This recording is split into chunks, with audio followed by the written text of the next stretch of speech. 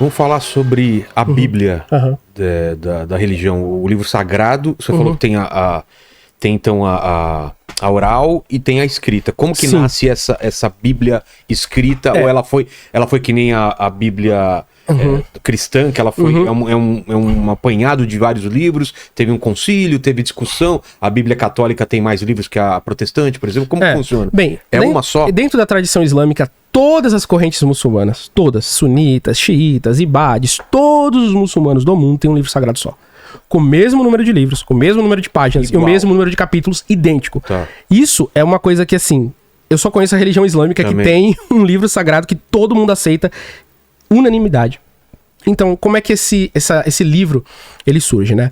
O Alcorão Sagrado, que é o nome do livro sagrado islâmico, digamos assim, a Bíblia dos muçulmanos, vamos colocar aqui, porque na verdade não é como a Bíblia.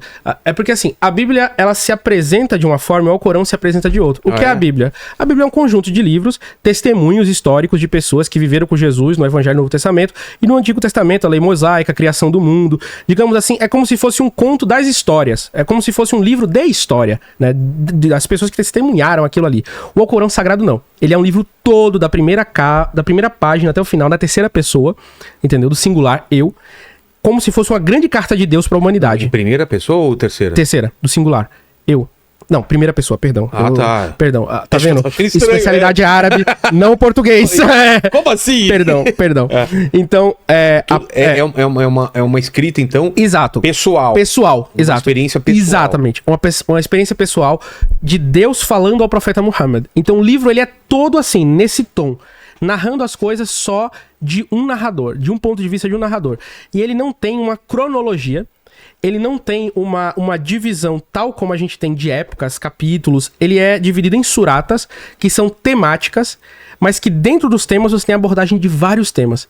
Então, assim, é um livro dentro de livros, dentro de livros, dentro de livros, de temas dentro de temas, dentro de temas. Então, o Alcorão, ele tá falando de um tema, depois o Alcorão, ele tá falando de um tema, depois ele vai pular para outro tema, depois ele vai pular para outro tema, e ele fica assim porque ele é como se fosse como funciona o cérebro do ser humano. A gente tem vários pensamentos ao longo do dia e a gente não tem a linearidade. Como se fossem pensamentos intrusivos, a gente tem várias coisas. Então o Alcorão, ele funciona pra acompanhar a mente humana com relação a isso. Ele tá falando a história de Maria, aí tá falando a história de Jesus, aí do nada começa uma exortação sobre moral, ética, sobre leis, e aí depois volta pra falar da história de um outro personagem, e vai. Então assim, o Alcorão é desse jeito, né?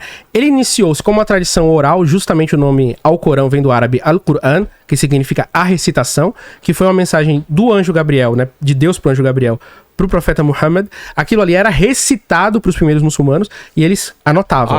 Então, assim, a gente tem os originais do Alcorão hoje, inclusive, a gente tem o livro inteiro, desde a época do século VII, como ele foi escrito, palavra por palavra. Então, como é que essa tradição se preservou? Os muçulmanos memorizavam, os muçulmanos memorizam o Alcorão inteiro de cor, página por página. Isso. Inclusive, tem concursos de memorização do Alcorão.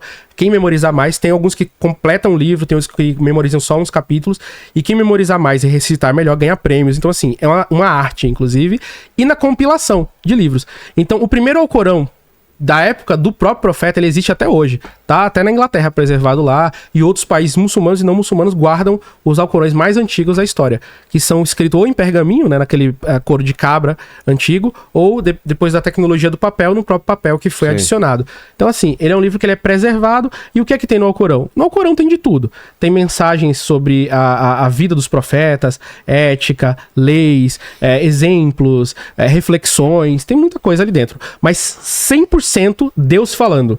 Não é como a gente fala assim, pessoas inspiradas por Deus, como a Bíblia se apresenta. O Alcorão, ele tem uma outra forma de apresentação, entendeu? Eles são livros que se propõem ser coisas diferentes. A Bíblia, ela se propõe ser palavras de pessoas inspiradas por Deus. O Alcorão não, aqui é a carta de Deus. Entendeu? E Deus é Allah. Exato. Allah significa o Deus em árabe. E Maomé não é Cristo. Maomé não é o Filho de Deus ou Deus encarnado. Não. Ele é um profeta. Ele é um profeta. Um profeta como tantos outros tem no Alcorão Sagrado. Como Moisés, como Abraão, como Noé, como... Enfim, Davi, Salomão. Dentro do Alcorão Sagrado não tem a divinização de homens. Tá. Então o profeta Muhammad, que é conhecido no Ocidente, aqui em português, como Maomé, ele é um dentre os profetas. Ele não é o único profeta, ele não é o profeta do Islã, ele não é Deus, os muçulmanos não adoram Maomé, ele não é o Jesus do Islã, Ele não. Ele é um dos profetas, o último que veio com aquela revelação. Mas Jesus, a Virgem Maria, João Batista, tá tudo dentro do Alcorão Sagrado. São reverenciados como grandes exemplos e grandes profetas. E, no caso de Jesus, né, ele é o único dentre todos por ele ser o Messias, né, dentro da tradição islâmica. Mas entende como filho de Deus, como Deus encarnado? Não. Dentro da tradição islâmica, Jesus é considerado o Messias que cumpre o Messias que os judeus estavam esperando. Né? E que ele vai voltar na sua segunda vinda. Dentro da tradição islâmica também tem a segunda vinda de Cristo. Mas que ele não é a encarnação de Deus em carne. Ele é o verbo de Deus, que é uma criação de Deus. Então, assim, a diferença é que dentro do cristianismo você tem aquela coisa de Deus criou, ele é o pai. Né? Ele é o pai daquilo, o pai dos seres humanos e o pai de Jesus. Dentro da tradição islâmica, não. Deus, ele é o criador. Ele é o criador dos seres humanos e é o criador de Jesus. É uma diferença, digamos assim, terminológica e de natureza daquilo que ele criou. Então, assim, por exemplo, dentro da tradição cristã, você tem a cristologia de que o que Deus cria, ele é o pai daquela criatura. Dentro do Islã, ele é o criador daquela criatura. Então, a adoração dentro do cristianismo, ela pode ser feita a Jesus para alcançar Deus. Dentro do Islã, somente Deus. É basicamente essa a diferença. Mas a figura de Jesus Cristo e da Virgem Maria são reverenciados, são respeitados. Mas não acredito que ele ressuscitou, por exemplo. Não, no Islã Jesus nem morreu, na verdade. Como assim? Dentro do Islã Jesus ele nunca morreu. Dentro da religião islâmica não existe pecado original. Então não existe crucificação. Então o que a religião islâmica ela aponta? A crucificação ela ocorreu, mas não de Jesus.